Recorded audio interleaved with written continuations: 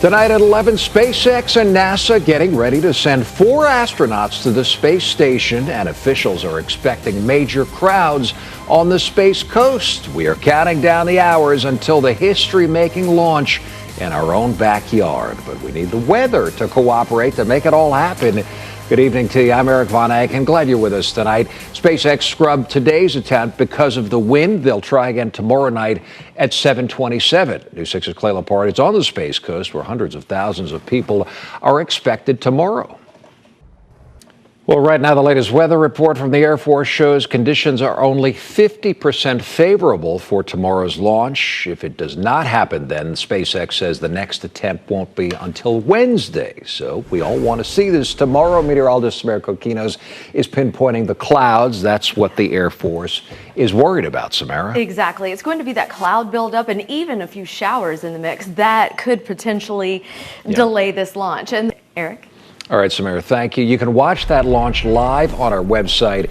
We'll be streaming it for you and got a bunch of other helpful links like this story on how to avoid traffic, as Clay was talking about. If you want to go out and see it for yourself, head to clickorlando.com and click on the Space tab. New at 11, we're following a developing story out of Orange County. Deputies tell us someone has been rushed to the hospital after a shooting. This happened in a neighborhood near Clarkona-Ocoee Road and OBT. Deputies say the person was taken away in critical condition. They're still investigating. We'll post all of our updates overnight for you on clickorlando.com as we get them. In Brevard County, we're waiting to get more information after a shooting involving a deputy there yesterday. Right now, we know that the Florida Department of Law Enforcement is investigating that shooting. This one happened along Stetson Drive South near Ivy Drive and Cocoa around 1 p.m. yesterday. Now, more than a day later, we're still getting very few details from investigators. And tensions were high after those shots were fired. Some people were emotional and even confronting deputies. Witnesses we spoke to say that shots were fired at a car. However, right now, no law enforcement agency has told us exactly what happened. We will be certainly staying on top of this story and let you know about any new updates as soon as they come in. In Orange County, troopers say 2 men were killed after a head-on crash overnight along Hoffner and Conway. Troopers say a driver and another passenger did not have on seatbelts when their car jumped the median and hit another car head-on. Reports show both men were ejected from the car. The driver and passenger in the car they hit both survived with, fortunately, just minor injuries. And while investigating that deadly crash, FHP says that a drunk driver with a blood alcohol content nearly 4 times the legal limit plowed into the trooper's patrol car with the trooper still inside. Troopers say that this man, Coulter Anderson, had a BAC of .383 when he smashed into that marked FHP car. After the crash, troopers say they found open containers of vodka in Anderson's car. An arrest report also says Anderson had the smell of alcohol on his breath and had trouble standing up. The trooper in the car at the time of the crash walked away with just minor injuries. Anderson has been charged with driving under the influence.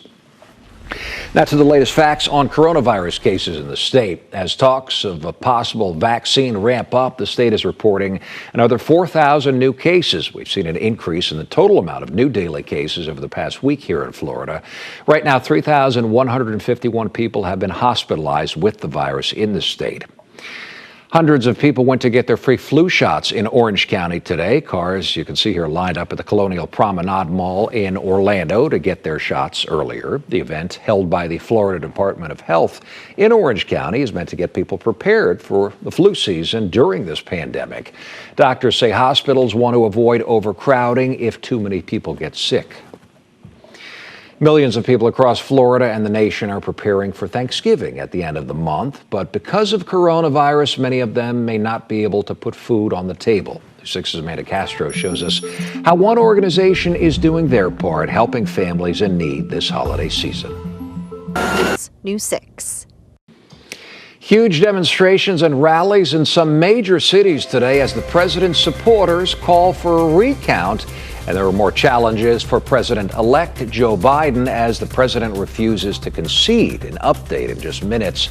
And a man now facing charges after investigators say he tried to bring a BB gun inside a popular attraction and told deputies he was a federal agent. Why a quick Google search disproved all of that. Ahead, you're watching News 6 at 11, getting results for Orange City, Zellwood, and all of Central Florida. Hundreds of thousands of President Trump's supporters today flooded downtown Washington, D.C. They are rallying, as the president claims, without providing any evidence that the election is being stolen. The president, you see here, actually passed through those cheering crowds this morning, waving. President-elect Joe Biden is facing some challenges. Trump's refusal to admit election defeat is restricting government access and funding to Biden and his transition team as he prepares to take office in January. CBS News' Michael George has the latest from New York. CBS News. New at 11, an Orange County man is now facing some serious charges after deputies say he brought a BB gun to Disney Springs and falsely told authorities he was a DEA agent. Deputies say that Nathaniel Smith here showed up on Disney property this past week and was stopped when he set off the metal detectors. The Orange County Sheriff's Office says the deputies found what looked like a Glock 19 handgun.